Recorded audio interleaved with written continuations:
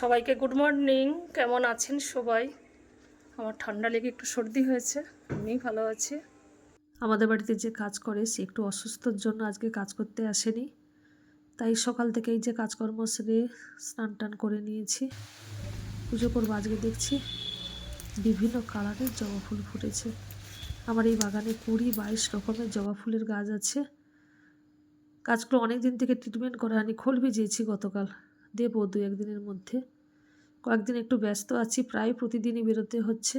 আমাদের তো মন্দিরে উৎসব সামনেই, তাই চারদিকে নেমন্তন্ন করতে যাচ্ছি। 2-1 দিনের মধ্যেই খোল ভেজানো দেব। এই যে পাতাগুলো হলুদ হয়ে গেছে, এগুলো তো ওষুধ দিতে হবে। আজকের এই জবা গাছেও অনেকগুলো ফুল ফুটেছে।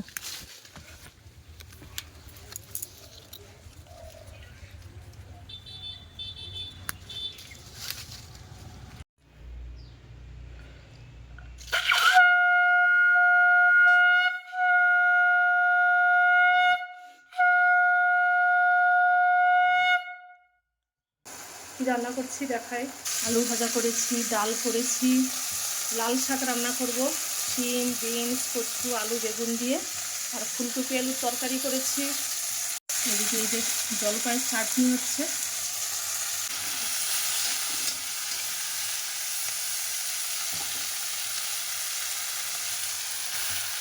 এই তো প্রার্থনায় যাচ্ছি। আমার বাড়িতে উপযোজনা কেন্দ্র আছে। আচার্যদেব বলেছেন যে উপযোজনা কেন্দ্রে যেসব দাদামায়েরা ইষ্টভীতি দেন প্রত্যেক দিন যেন গিয়ে আমরা বিভিন্ন দাদামায়ের বাড়িতে গিয়ে প্রার্থনা করি। আজকে যে দাদার বাড়িতে প্রার্থনা করব, আগামীকাল আবার অন্য মায়ের বাড়িতে গিয়ে প্রার্থনা করব। 2 মিনিট বাকি আছে।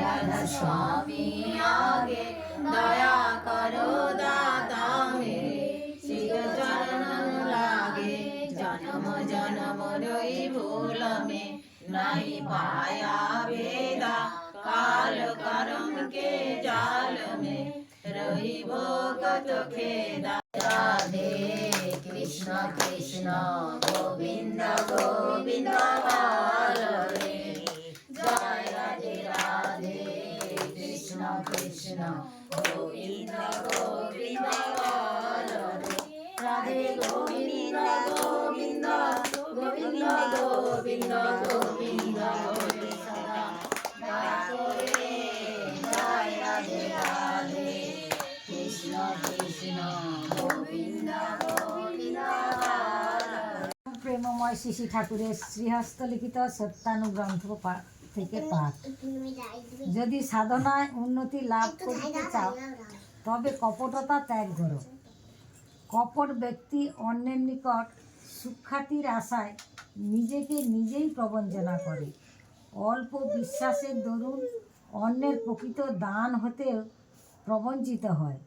তুমি লাখো গল্প করো, কিন্তু প্রকৃত উন্নতি না হলে তুমি প্রকৃত লাভ করতে পারবে না।